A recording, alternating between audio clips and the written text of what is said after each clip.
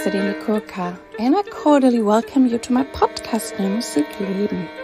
I have studied classical singing, and I sing nowadays lots of contemporary and experimental music.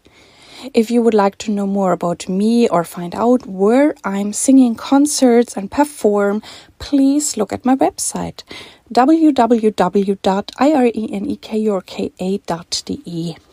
And you could also subscribe to my monthly newsletter.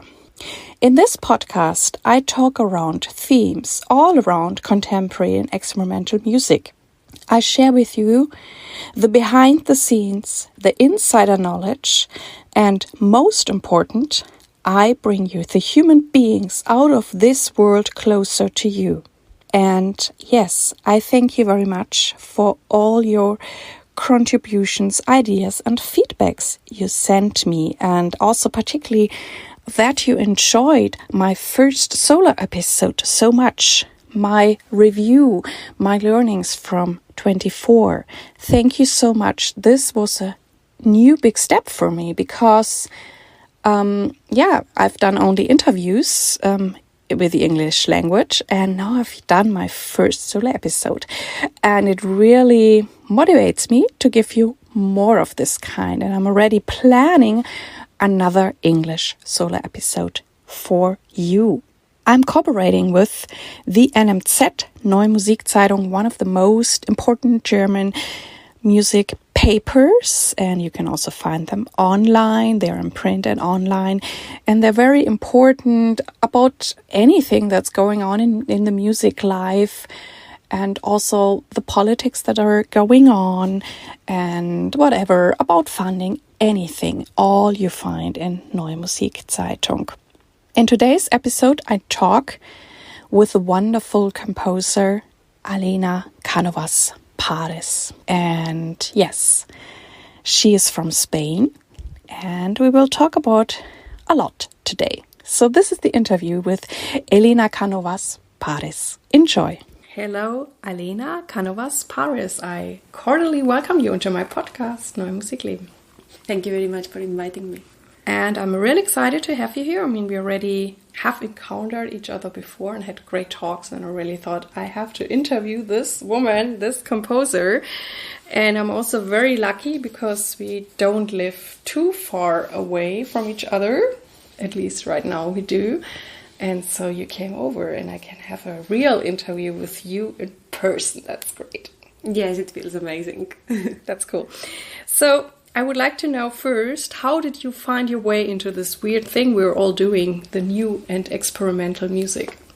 Well, so I grew up in a little town in, like, more or less close to Barcelona.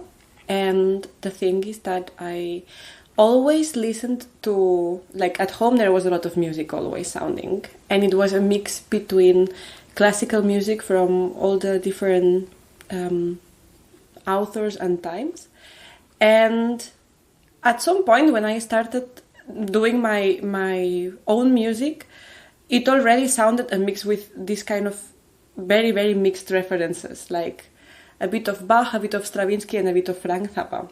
And at some point I just decided I want to learn more how to compose and how to express myself in music. And well, it's framed into this name, experimental classical music, whatever, but I don't know if that matters so much to me. For me, it's more this eternal search, let's say. Yes. Mm-hmm. And you're a pianist as well, as I know. So when did you also study playing the piano, or you went right into study of composition?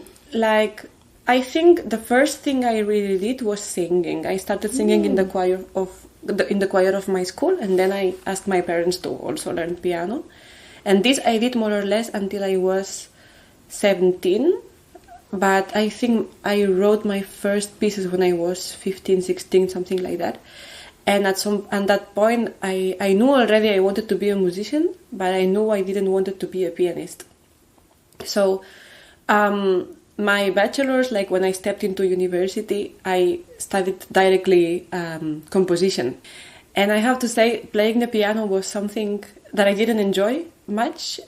Also, I had to, of course, keep playing the piano when I was in uni. but it was not my favorite activity. And now I really enjoy playing, paradoxically.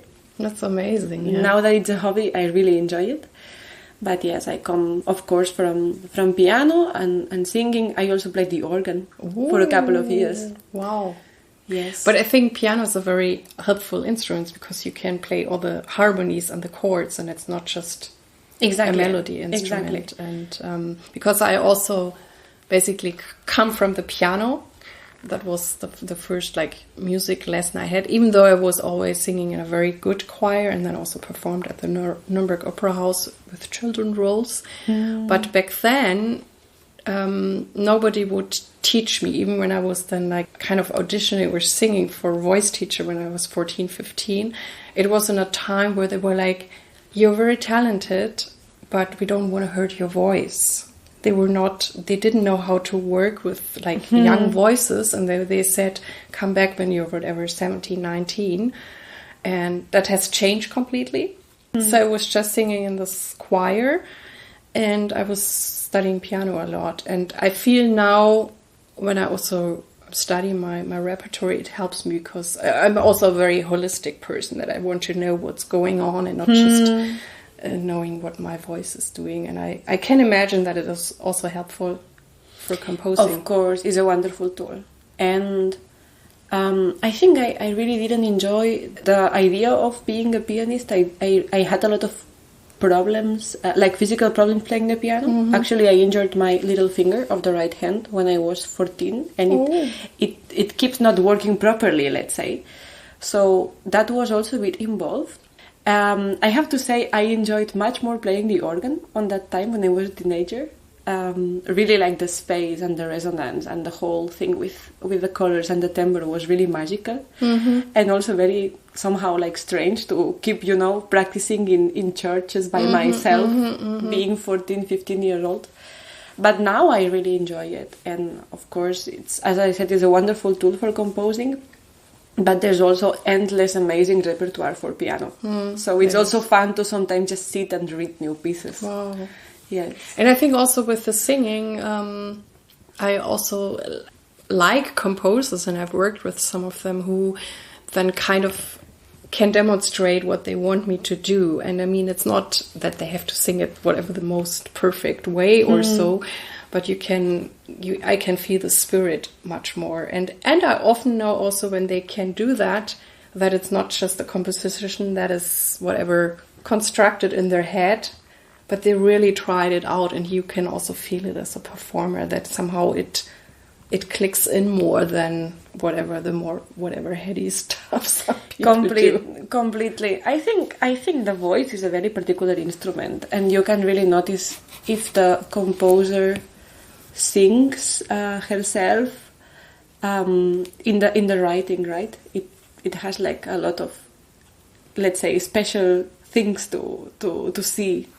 And singing is something that I really enjoy, and I also kept doing all these years. Actually, I think there wasn't a year of my life that I didn't sing somehow, and it's something amazing also that helped me a lot composing. I can totally understand it. And I mean, you also, this is a little side note, you also have a festival which is about song and art, song and singing, the Lead Garden. Exactly. And that's, I mean, that fits so perfectly then. The avant-garde, exactly. It's really, really special.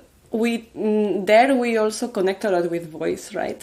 And we also always try to do it in different ways, but yes, voice is very, very present in my life. This is exciting. And the other thing we just had, because we spent some time with each other, and I cooked a lunch for you, and we were talking about cooking as well, yes. and how to be either intuitive, or some people cook with recipes, and how we also, I mean, I'm just a singer and an interpreter, but how there are also similarities or parallel things between composing and cooking. And I was like, this is so cool. Yes, wonderful lunch you cooked, by the way. And of course, we were having this conversation about if we cook following a recipe or intuition. And I have to say, for me, it's pure intuition also, like in composing. Yes. So you can watch also how you cook or don't cook. So what are the qualities you most appreciate in musicians and the interpreters of your work? Oh, wow, such a nice question. I think, of course, like, it's a bit like common sense, but I'm going to say it anyway. I appreciate to work in a environment where I feel there is respect and there is curiosity also. There is like this space to discover things together. And I always say to myself, when I compose or when I finish a score, I still have questions normally usually about that score I already finished. So I like when I feel the first rehearsal with this new performer is also a space where I can fail, you know? And that is from a point of curiosity of both of us, me from the writing aspect and her or him from the performance aspect, a space where we can discover something together, so that pressure of knowing anything or having everything already decided is away. That's for me like really important. This like more like playful aspect, and this curiosity to discover new things that comes together most times also, I think, with enthusiasm, right? With like this kind of simply the happiness and this enthusiasm of discovering something together that is really special, I believe, from performing new music. Yes. Yeah, it's a great approach because I think it underlies a lot of trust also. I mean, you trust the performer and the performer trusts you, and that you really also meet like on the same height, and it's not like in the real old days or whatever, the composer was the dictator and we just had to follow. And I also like it so much that it has changed and that we really cooperate or even co-create together, and that's really fun. Completely. And I mean, I keep having very funny moments about this. In summer I was rehearsing an opera in Spain, and we had one let's say orchestra rehearsal on one afternoon, which was only with the instrumental players, the conductor and me. And then at some point I was like stuck in a couple of bars, and I turned to the conductor and to the musicians and said, I don't know, what do you think, option A or option B is better? And all of them were looking at me with surprise, just like, girl, deal with it, you are the composer, you know? Because there's still this attitude. Although I really loved this work together, of course, with these musicians and conductor. But it was funny that they took this moment with such a surprise. As if I believe I cannot be sure of every millisecond that I write, and there's a lot that is in constant change, you know? But it's interesting how still sometimes the stereotype of hyper-intellectual control freaks still remains in composers nowadays, even in 2024. Yeah, okay, wow. I remember a piece I have done a long time ago with a woman composer I really, really like. And we worked many projects together. And then there was this one time we kind of did a one-woman opera for 50 minutes, and we had different parts. And there was one part, she wrote something great, and I mean, it was just me, so there were no instrument or anything, it was just me. And this part was written in a way that I said, you know, if I can sing this with my score, like in a concert, it's no problem at all. But if I have to memorize this, I can do this until the performance date, but then I cannot learn any of the other, 40 minutes. And I said, we have to do something about it. And then she changed it, or she gave me certain patterns that I could play around. And it worked very fine in the end. And I was so glad that she also was open and practical, that she said, I really understand your problem. I mean, at some point, the time is over. And she found a way that made both of us happy. And that was really great. And the other thing we had, there was a section she already planned in the beginning that was kind of improvised. And it really... we found it like the day before the performance. It was really interesting that somehow it did not show up yet, and we were like almost like freaking out, can we leave this part in or have to totally take it out. And the funny thing was also, in the end, it was the best part of the show. The thing that we kind of created last amazing. moment. Like, yeah. Yeah. So, how is your surroundings? How do your friends, family, colleagues, or audience react to the kind of music you make, and how do you deal with their reactions? So, of course, I have a lot of musician friends and a lot of composer friends. For me, I stopped studying, or let's say I did a break of studies in 2022, so it's 2 years from now, more or less. And I think these encounters with composer friends are still very important for me because they are approaching sometimes something like what happened in the lessons, like this kind of more analytical hearing. And by having a lot of composer friends, mostly in Cologne, it's also very special because everybody does something completely different, I feel. So it's really nice that it's not, like a small aesthetic wall, but that we are all very, very particular, I believe. These conversations are always very important to me. But I also have a lot of friends, non-musicians, and my family in Spain, they are also not musicians. And sometimes I feel this kind of very pure feedback that they give is really, really important for me.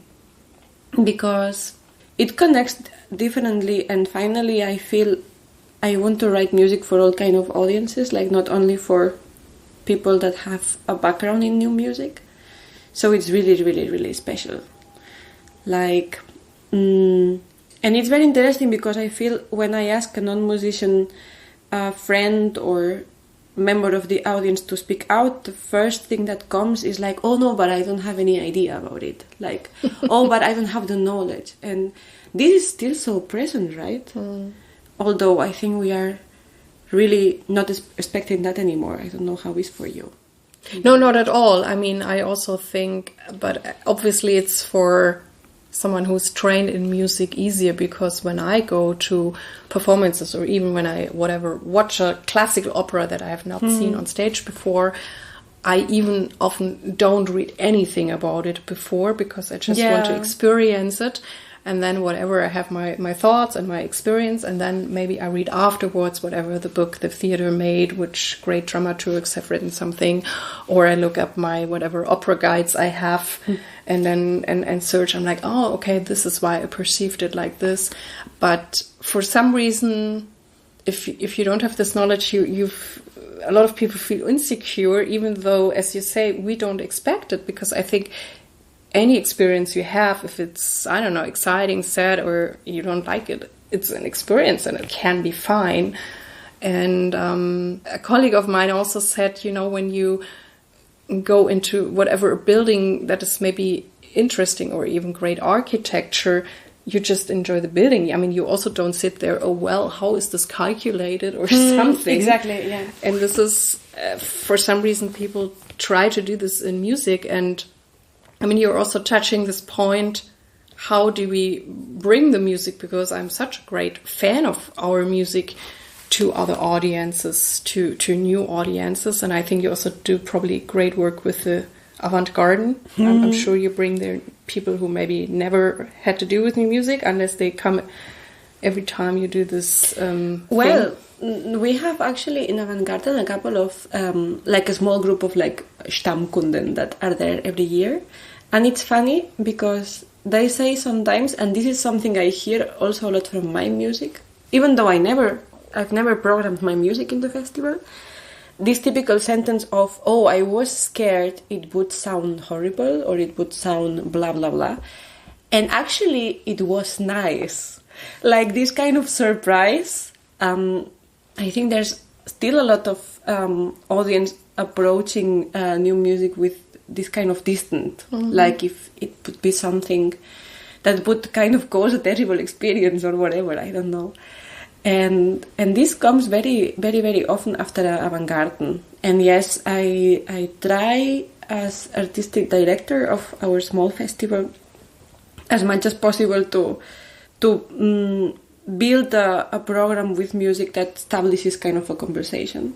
with the place, because of course Avant-Garden is a festival happening also in the open space. It's not a concert hall.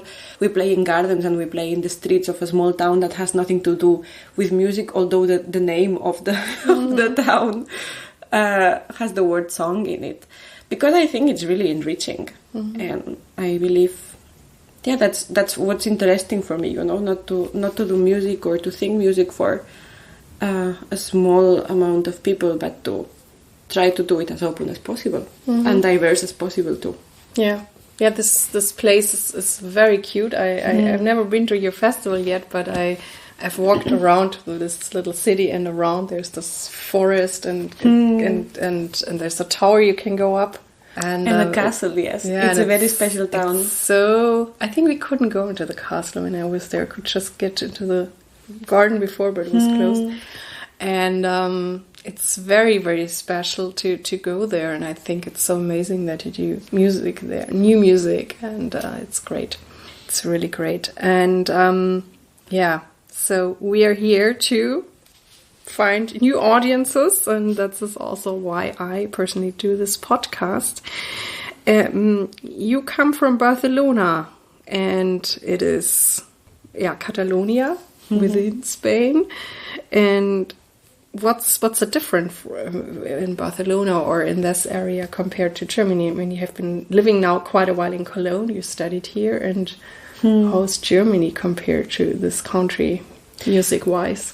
Well, there are really, really different countries, although I feel in this time Spain has changed for the good a lot. So the thing is that, there's much more contemporary music, and the scene is much bigger and much more diverse in Germany, I feel. It's funny because I come from a town, from Barcelona, but I studied in Zaragoza, which is actually a city between Barcelona and Madrid. And let's say, I started to be a musician when I was studying this bachelor's in Zaragoza. So for 5 years, I got to know a lot the scene of more, let's say, the west of Spain, like more. And then now, now I'm based in Cologne since 7 years already.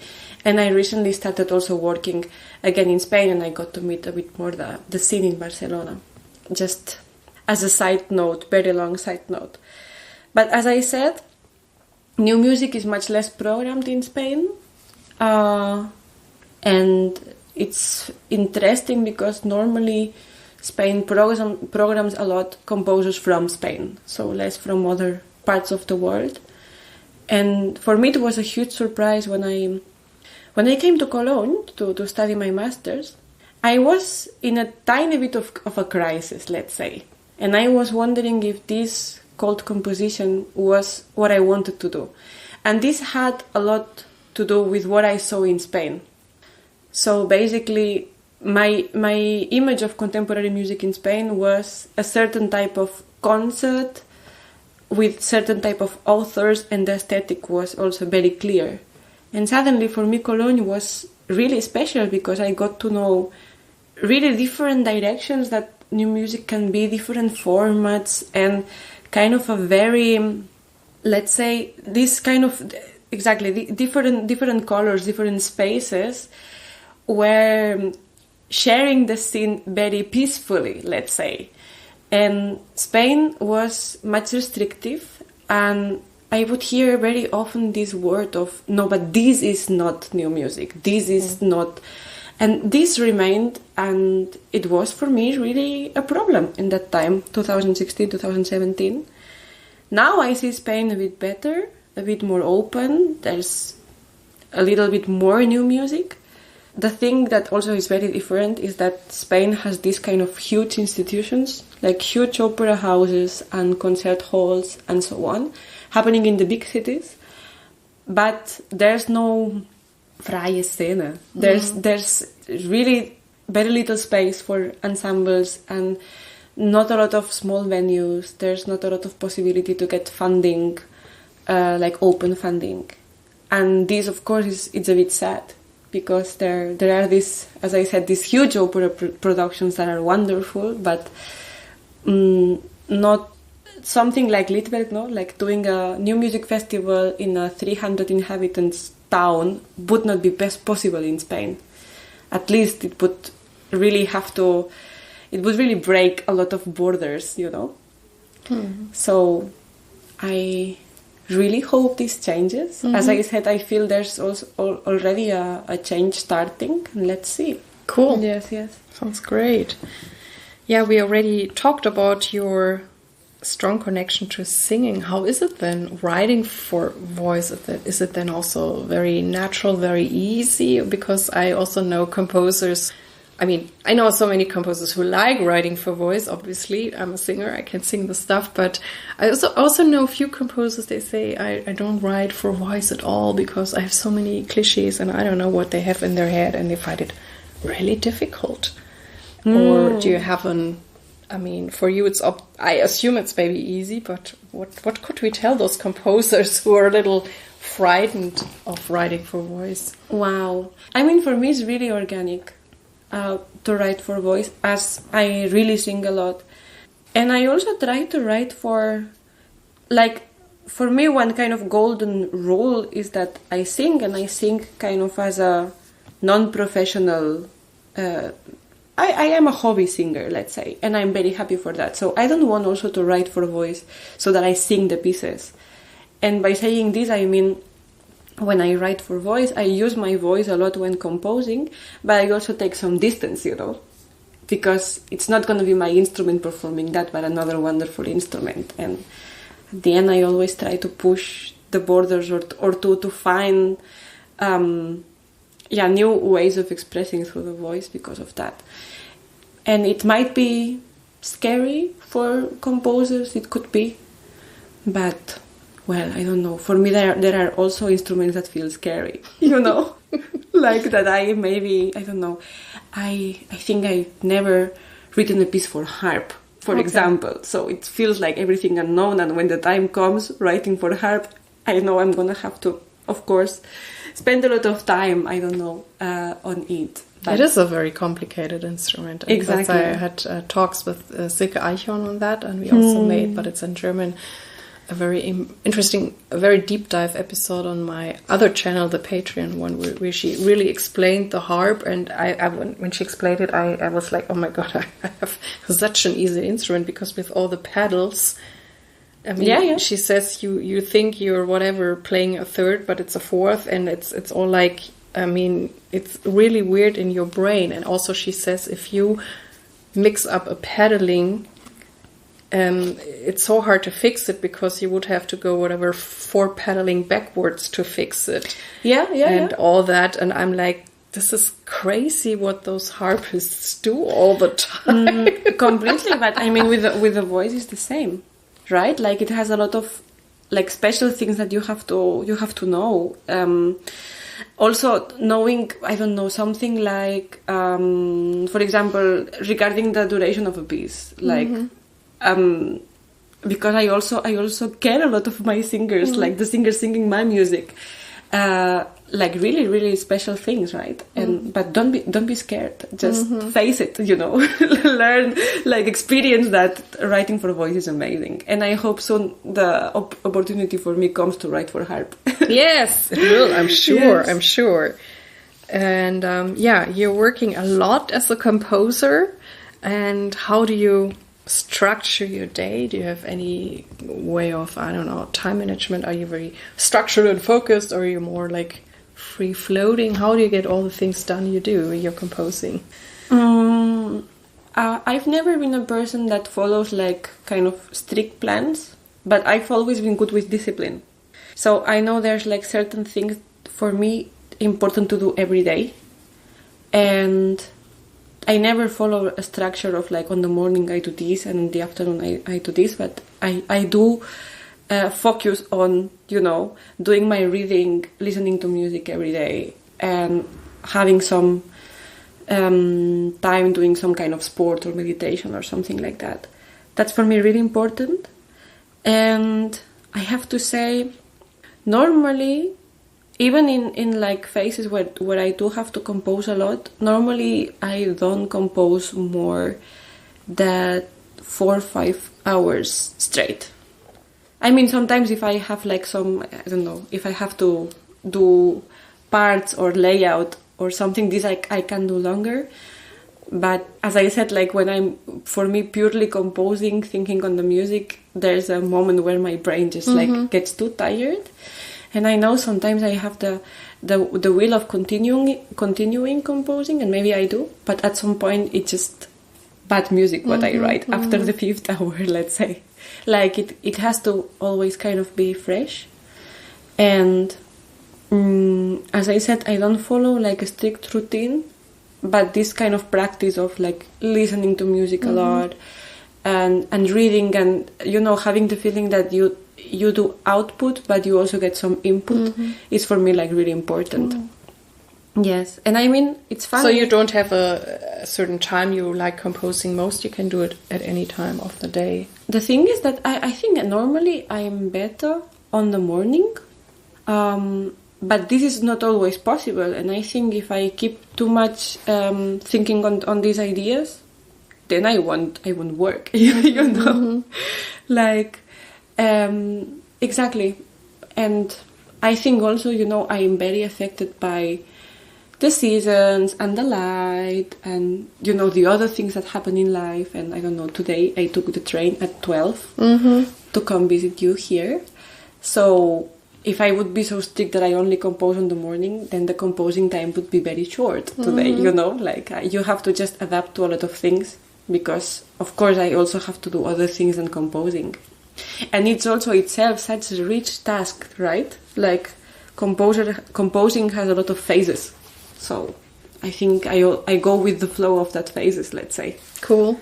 And when you compose, are you usually focused like on one piece, or can you also switch between pieces, or what is good for you? I had to learn how to switch, because basically on the last years I've combined doing very long pieces like music theater and operas that need a lot of time with writing smaller stuff. At the beginning I thought this would be a nightmare, but I've discovered this is really nice. Because switching gives some distance, and sometimes when you compose you are too into it sometimes that it's nice to suddenly see it from another point of view. And also it was not a decision to start writing opera, it kind of happened, but these processes are really scary when you are like, I don't know, 3 years writing a piece in a moment that you also change a lot, I guess, you know. So it's been really, really refreshing to sometimes work parallelly in different pieces. Cool. I have to say, yes. And who or what has played the greatest role in shaping you, and what inspires you? Oh wow! I mean, a lot of people. Like, let's say I've studied with 4 teachers in my life that, like, every of them like did something to me. Let's say to my process. My 2 German teachers were really different and are both for me very important, shaping my personality as a composer, and are Markus Heschler and Michael Beil, like really opposite. But also I want to mention Irene Galindo Quero. Yes, a very special composer that was my teacher for a couple of years in Spain. Oh, amazing. And she was very important for me, because she was teaching a very small subject that we had on our bachelor's called music and audiovisual media, let's say, something like that. Really, really small subject, let's say, in the study plan of my bachelor's. But she was the first female composer that I met and was close to me. And she was also the person who, like, one of the persons who introduced me to Germany, and she was also the one that first said Cologne would be a nice place for you. And I mean, now we are friends and we keep in touch, of course, in a different way. But she was really, really decisive, I think, for me. And in terms of like non-academical situation. For me, it's really important, everything that I read. I try to go to exhibitions. I love going to the cinema, and to have this present is like really important. And actually, at some point, I even decided to write that on my bio, like in my website. In my bio, I have at the end a small paragraph mentioning really important authors for me, like Goran Petrovic or Dubravka Gresic or the films from Jack Tati. These are, for me, like it shaped my thinking, you know? So that's also important to, I don't know, to keep the inspiration fresh, let's say. Wow, it's great that you get it from everywhere and you already have also some favorites. And what does success mean for you? Oh, success. I don't know, it's a difficult word. I don't know if I like the word success a lot, to be honest.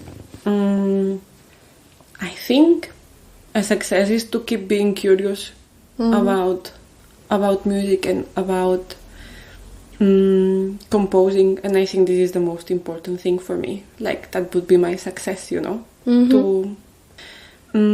Because of course things get a bit complicated when you stop studying and you have to, you know, you get all these kind of adult responsibilities, and suddenly you say, okay, I really want to be a composer, so I need to, you know, to get commissions and to write pieces, so I also can earn money and pay my rent and all of this stuff.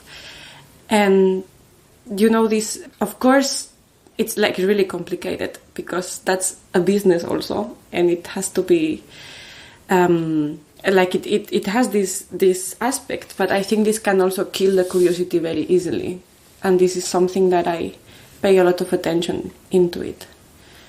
So yeah, that's a success. Being curious. I don't know what you think, but it's a difficult topic. I'm also such a curious person, so I totally resonate with you. But I also think it's always, and that's also a question I like to ask, it's always then, exciting, or how do you stay true to yourself within, as you say, this music business and all the things that are going on. And also there, everybody has whatever their own strategy. And I also find this is a process also. How do I keep true to myself? And maybe today I think something different than, I don't know, 3 months ago.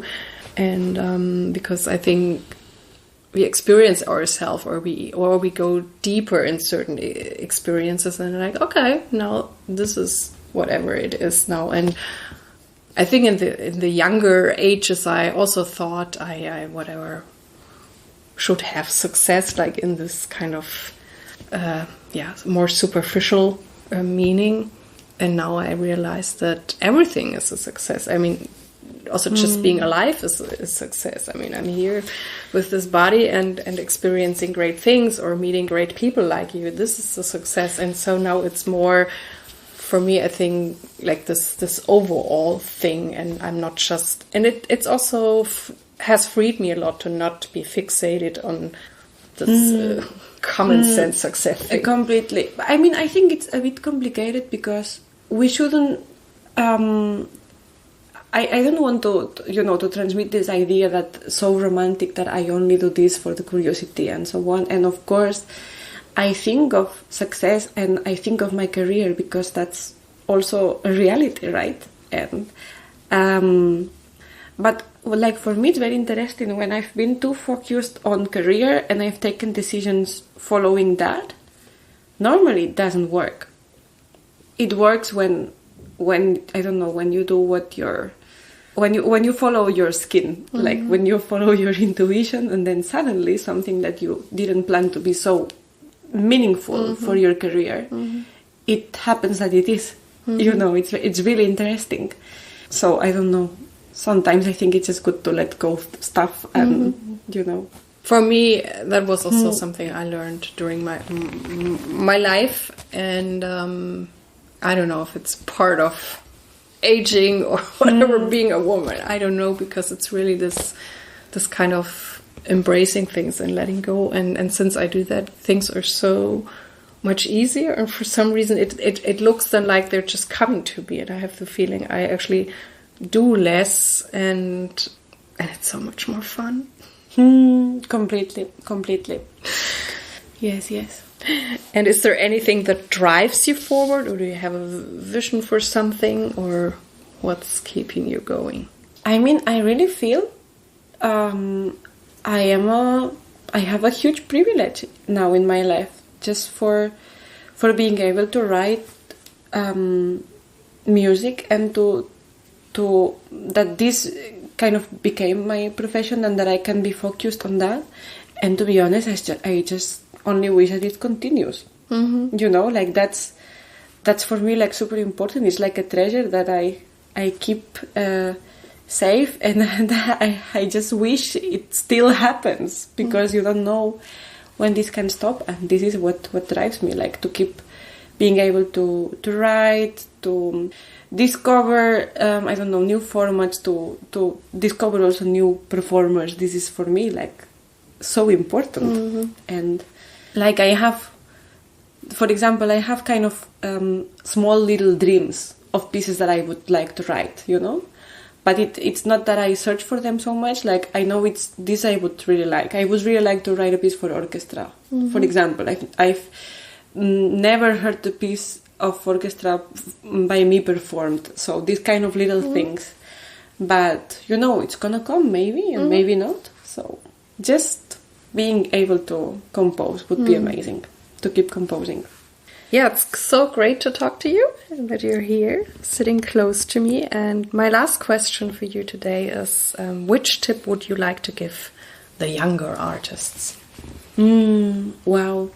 I guess the same that I tell to me, just keep being curious, keep searching for your voice, and searching for a space also for that voice to be heard. And I would say also it's like a bit mainstream, but also don't give up, because there are times that you only receive no, and times where you get a yes, and you know, just keep trying it, I would say. Yeah, it's very important to, you know, not let down because of rejection you might get in this area. It sometimes happens. And also, keep going, this endurance thing. Yeah. Well, thank you so much that you're here. Thank you so much for the talk. And it was wonderful. Thank you, Irene. This was the interview from today. I hope that it inspired you. And please send me your emails, send me your feedback, because I love to interact with you. Thank you very much that you tuned in with me today. I really, really hope that you liked it. And please tell your friends and colleagues about this podcast. I thank you very much. I wish you all the best. Live your music, live your life, and see you next time. Yours, Irene.